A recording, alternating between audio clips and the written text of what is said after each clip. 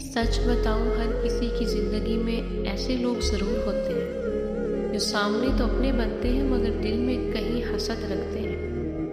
کبھی وہ دوست کی شکل میں ہوتے ہیں اور کبھی اپنے ہی ارد گرد کے۔ اور سب سے زیادہ تکلیف پتہ ہے کب ہوتی ہے؟ جب وہی لوگ آپ کو گرانا چاہتے ہیں جنہیں آپ نے ہمیشہ اپنا سمجھا، ایک مقام دیا۔ لیکن آپ کو پتہ ہے ایسا صرف ہمارے ساتھ نہیں ہوتا، اللہ کے نبیوں کے ساتھ بھی ہوا ہے۔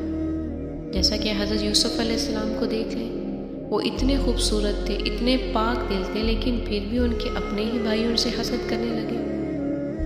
جب اپنے ہی سگے دشمن بن جائے تو انسان کیا کرے؟ یہ کہانی حضرت یوسف علیہ السلام کی طرح ہے کہ جنہوں نے خوبصورتی میں، جوانی میں بھی اپنے ایمان کی اور اپنی نفس کی حفاظت کی، اور ان کے اپنے ہی بھائیوں نے حسد میں آ کے انہیں کنویں میں پھینک دیا۔